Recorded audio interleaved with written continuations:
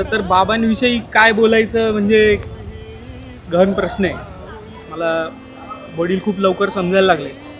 त्यांनी माझ्यासाठी केलेले कष्ट, त्यांनी माझ्यासाठी आणि अविरत कष्ट, असं नाही की काल केलेत आज नाही केलेत आणि उद्या करणार नाही, याच्यामध्ये कुठे कमतरता नाही आहे. पण ते मला नेहमी म्हणायचे की गर्दीच्या ठिकाणी जाऊ नको, गर्दीच्या ठिकाणी जाऊ नको. मला ते तेव्हा कळायचं नाही, मला तेव्हा राग यायचा त्यांचा, तेव्हा वाईट वाटायचं मला. पण आज जेव्हा कळतं की गर्दीच्या ठिकाणी गेल्यानंतर तिकडे घातपात होण्याची शक्यता आहे, त्यामुळे त्या दिवशी मला, ज्या दिवशी ही गोष्ट मला समजली की गर्दीत जाण्याची भीती काय असते, त्या दिवसापासून मला बाबांचे एक एक पैलू उलगडायला लागले आणि त्या आज सगळ्यात उमगतातच आहे.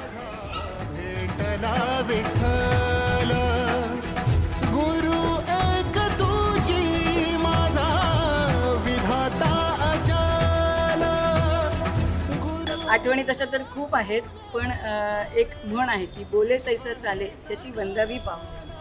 वडिलांची या बाबतीची आठवण सांगायची म्हणजे एकदा मित्रांची पैज लागली की पुढचे 3 दिवस कोणीही अपशब्द, म्हणजे आपण शिवी म्हणतो त्याला, तर 3 दिवस कुणीही शिवी द्यायची नाही म्हणून. आणि ती पैज अर्थात बाबा जिंकले, पण फक्त पैज जिंकले नाही तर आज तागायत त्यांच्या तोंडातून एकही अपशब्द निघालेला नाही.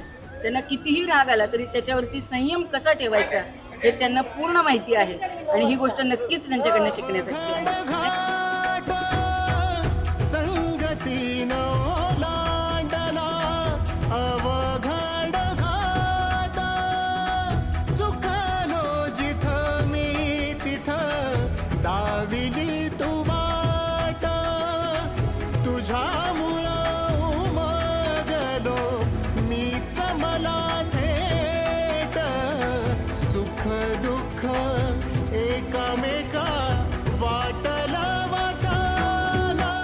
तर सांगायचं महत्त्वाचं म्हणजे ते मितभाषी मृदू स्वभावी, गरजेपुरतं आवश्यक तेवढंच बोलणार आहे माझ्यासारखे. त्यामुळे आमचं चांगलं जमतं, पटतं, व्यवस्थित स्वभाव आहे त्यांचा. आणि त्यांनी मला वेळोवेळी मदतही केली. आई वडील गेले तेव्हा त्यांनी माझ्या पाठीशी उभे राहिले आणि त्यांना 75व्या वाढदिवसानिमित्त जनखिंडीकर परिवारातर्फे हार्दिक शुभेच्छा.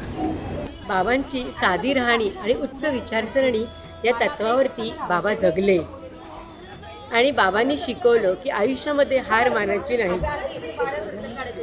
तर पुढे जिद्द आणि चिकाटी हे आम्हाला बाबांकडून शिकायला मिळालं.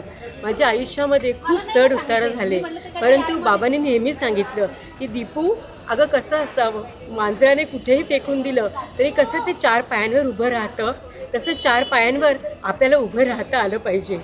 आणि म्हणूनच आज जे कोणी आम्ही आहोत ते फक्त आणि फक्त बाबांमुळे आहोत. धन्यवाद.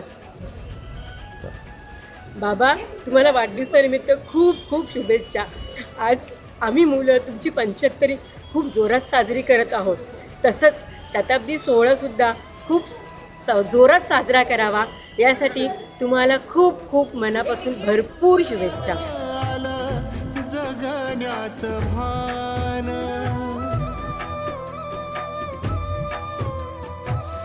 सोबतीने तुझ्या जगण्याचं भान अचूक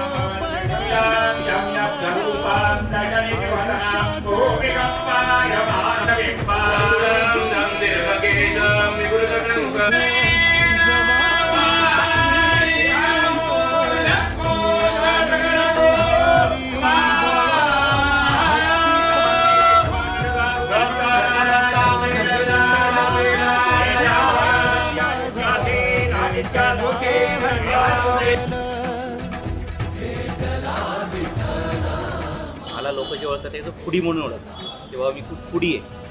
पण जर का समज मी फुडी आहे असं म्हणायला गेलं तर मी खाण्यापिण्यातले जे प्रकार शिकलेलो आहे ते काकांकडनं.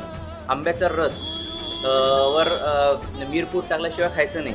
जर का समज भोपळा गारगे असेल तर त्याच्यावर लोणी टाकल्याशिवाय खायचं नाही. हे जे प्रकार आहे हे मी काकांकडनं बघून शिकलेलो. म्हणून जर का समज मी जी फुडी झाली असेल तर त्याच्यामुळे काकांचा थोडावर हातभार आहे आणि त्याचं मला बरं वाटतं. ॲक्च्युली त्यांनी खूप चांगले चांगले सजेशन दिले व त्याच्यामुळे मला जे खाण्याची रुचकरता आहे ती लागली मला. थँक्यू. राम राम जय राजा राम, राम राम जय सीता राम, राम राम जय